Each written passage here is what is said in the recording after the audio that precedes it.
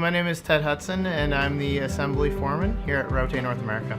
So my current role in Raute is to ensure quality of production equipment. So what we predominantly manufacture is stacking lines as well as composing lines, anything to do with plywood production equipment.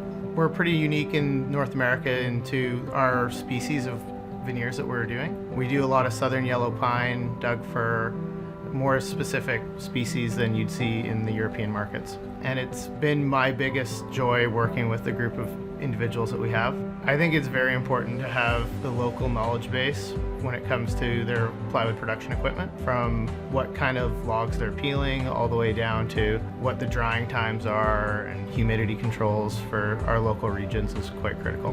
Raute North America and Delta in particular, we really do value our forestry. So we're running as quick as we can to get the most value out of that log for not only our customers but also our families, to make sure that we have sustainable resources moving forward.